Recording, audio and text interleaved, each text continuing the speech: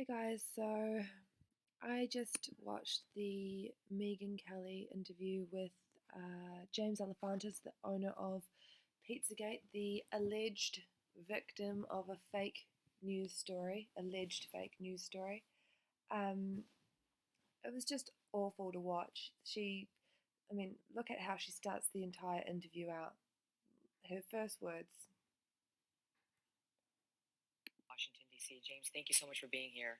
Thank you for having me. What a terrible ordeal this must have been for you. What a terrible ordeal this must have been for you. So that's why we're just starting it off. It has been. When this man walked into your restaurant with this gun, firing multiple shots, no one was injured.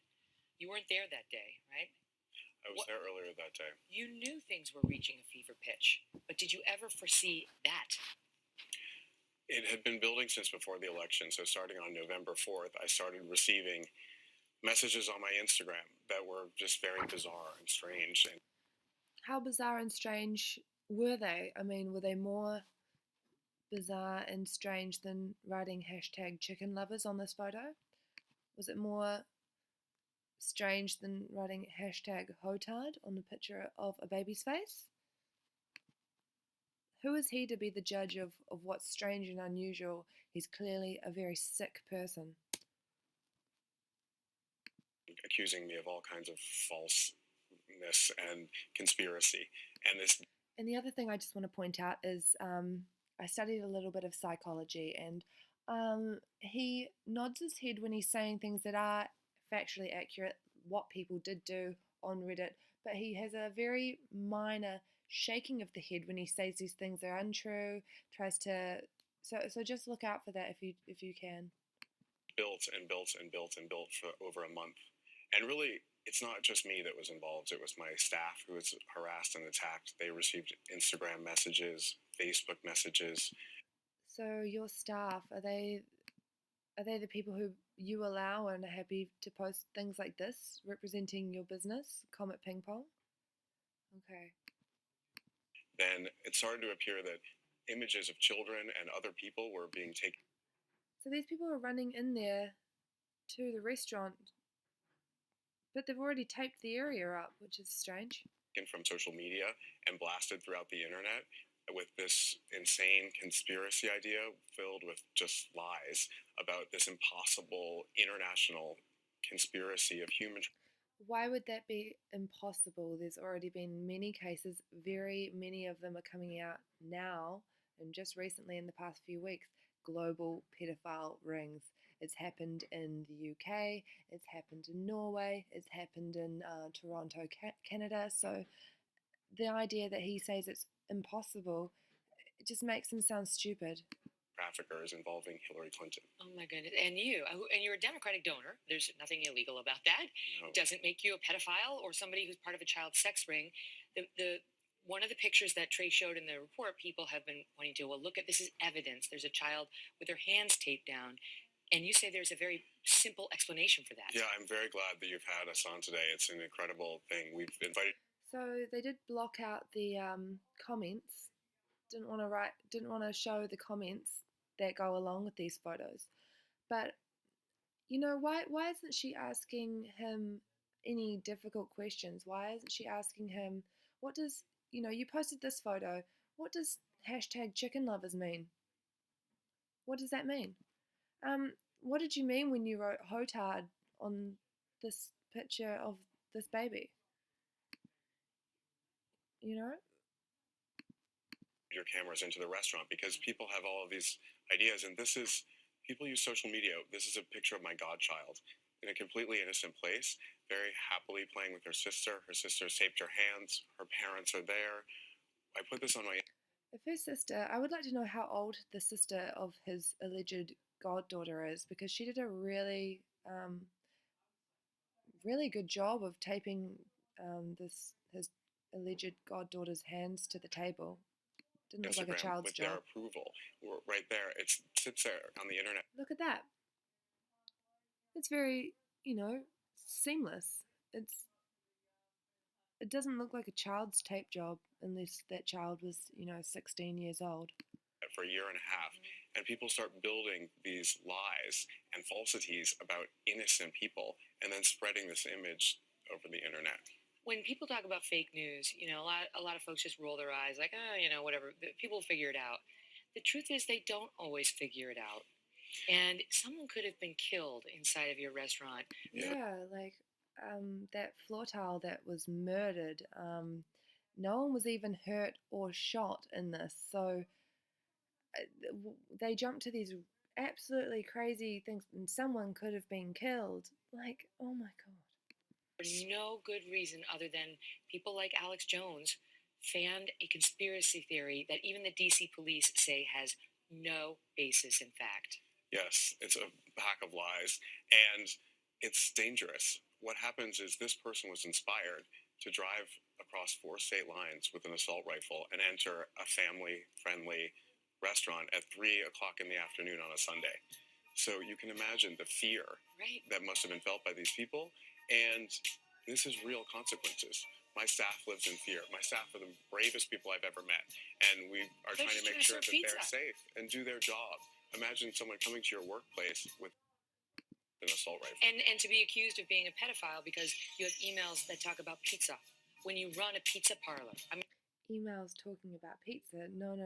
It was nothing to do with his emails. It was to do with John Podesta's emails. So keep that in mind, because he's trying to act like he's just some nobody, just a innocent small business owner, and that's it. They're going to be emails like, well, the word pizza seems out of place. It's really gone down the rabbit hole. But you tell me whether this has affected your business, and separate and apart from the fact that no one was injured, whether there have been real life consequences to you and your customers and your staff as a result of, again, the DC police are saying this is fake. Thank you. It's true. Yes, it's like being terrorized. It's been over a month of daily death threats to me, hundreds of phone calls to the restaurant, asking for all kinds of wild things like ordering a cheese pizza, something that we just do. We're a pizza place, a family-friendly pizza place. We've been in existence for 10 years in the same location. So it was difficult and shocking. Now, our community has rallied around us. Good. So we have people coming in. There's families and kids. We're there. We have private security. We're trying to make sure that our staff feels safe, that our community feels safe, that our customers feel safe. What's the bottom line quickly? What's the takeaway? What needs to change? I think there has to be some way of breaking these things up. It's impossible that this news can go from one person to the next in a grand conspiracy theory, and there's no reporting, no ability to do anything. So we're gonna bring in worldwide internet censorship of fake news, however you can deem something to be fake, because this random pizza shop owner has gotten a few death threats, and which I don't agree with or support at all. But you can't bring in these wide sweeping laws for everybody and censor the internet because someone came in and shot a floor tile. I know Reddit has banned this topic on its website. Slowly but surely, those who help ban it are trying to dial it back out of the safety, out of concerns for the safety of those who have been endangered by this. This could happen to anyone. It could happen to anybody. All right. So it could happen to anyone, but it didn't happen to anyone. It happened to you. And why did it happen to James Alefantis? It happened because he was mentioned in John Podesta's emails, because he is not just a normal guy. He was 49th most powerful person in Washington. He used to date David Brock. Here he is, Jimmy Comet, his Instagram account that was public. When all of these things were, quote, stolen, if you put something publicly on the internet and people use it, that's not stealing. Then he's got Lady Rothschild here. So tell me exactly what's normal about this guy. Very little. So here he is with Tony Podesta. So 49th most powerful person in Washington with the 22nd most powerful person in Washington. The other thing that was interesting was, here we go, BBC saying that they ignore basic truths. For instance, the conspiracy supposedly is run out of the restaurant's basement. Quote, we don't even have a basement. And he just said before on the interview that They opened 10 years ago and they've always been in the same location. So he said that. But yet, here we go. Here's a article from Metro Weekly from April 2015, and here he says he starts talking about the tons of tomatoes that they harvest. Like our source, we harvest a whole crop of organic tomatoes, 10 tons of tomatoes every year, can them all, store them in the basement, have like a harvest party when it gets loaded in. So they ignore basic truths. We don't even have a basement. 10 tons of tomato every year, can them all, store them in the basement, have like a harvest party when it all gets loaded in. Alright, so here are the WikiLeaks emails that specifically mention James Alefantis. Brock's boyfriend, David Brock from Media Matters, owns Comet.